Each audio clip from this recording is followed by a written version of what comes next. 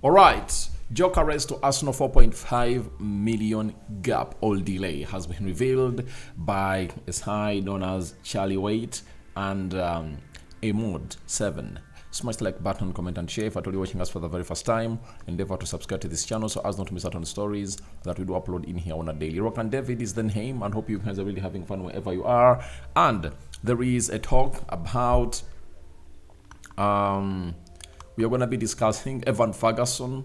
When did you last see him in the news? And for a young talent like Evan Ferguson to reach this level when no Premier League club wants to take him, it's really very teary. I tell you, it's really very tearing, and I think something has to be done, So let's see what we have in here, but continue to subscribe to see to it that all goes on well as planned. Third video of the day, as we really promised, and more is on the way. Now,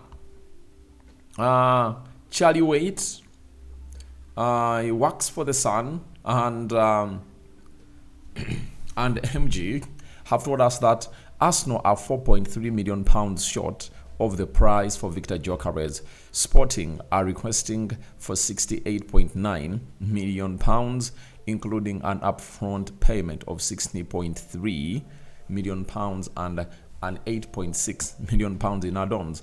Arsenal have currently indicated their willingness to pay £56 million upfront and £8.3 million in add-ons, meaning that Arsenal are wanting to pay £65 million and they are less by that amount of money, totaling to £64.6 million. It seems almost certain that Arsenal will end up paying the 68.9 that Sporting really want. That's what we've been told by the side of Sporting Lisbon in there for you. So there is a gap between Arsenal and Sporting Lisbon, and it's all about some £4.5 million. And I think they will negotiate this down. That's what I know. Because the moment Arsenal is going to reach that level, it's obviously clear that they want to really buy the player. And the player is going sure that he's going to be joining the side of Arsenal. When you look at the stories coming in through from his entourage, agents, and all what the credible journalists like Fabrizio Romano, David Austin, Jacobs Ben are really putting out, looks like it's just a matter of time. It's just a matter of time for this to be a here we go. And all I know is that this week, a here we go will be had, according to me. And I know my sources are not really lying to me, because as I told you in the morning, Mikel Arteta told his sporting director that please get this deal done as a please. I want it done, and I want to obviously see myself having this guy in training to feature in all the games. But I think Sporting Lisbon is right to sell the player for 80 million euros or 69 million pounds, because forwards are the most expensive players in the world. And when you look at the market, who is the hottest center forward? The hottest center forward is Viktor Gyökeres. However much Victor Osimhen is, but I think his behavior and him playing for Galatasaray has gone ahead to obviously lay him back a little bit. But for a guy known as Viktor Gyökeres, I think is the hottest. If you had to rank them that are on market, I'm not saying those that are not on market, because at the start of the summer transfer window, the hottest asset as far as the center forward business was concerned was Alexandre Isak. We all know that. You understand? It was Alexandre Isak. But as we speak right now, it's no longer Alexandre Isak, It's Gyökeres. You understand? Because the variable strikers right now are Gyökeres, Victor Osimhen, there is Vlahovic,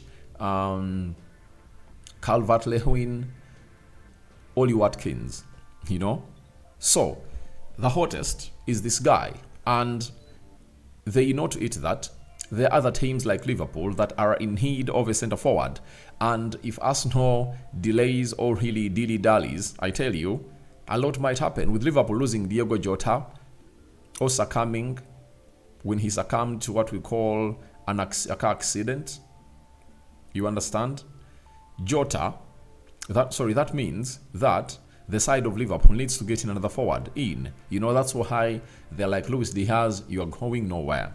So that's exactly what you're really having in here at the side of Arsenal. So I think they're right to call in for 80 million euros, and he's worth it, because you can't tell me that you paid almost the same amount of money for a player known as Kai Havertz. I think Kai Havertz even came in for more, because he came in for 71, meaning that was like 85 million euros, and you are not willing to pay that amount of money for Gyökeres. You understand? So let's wait and see how things are really going to be panning out from this deal. But a lot is really in this deal, and more stories are really developing day after day. Then Evan Ferguson, and this is Fabrizio Romano, one of the options under consideration as AS Roma look for a new striker position. Roma are informed on the details of the deal with Brighton, open to potential exit. Now, it is really very scary for a side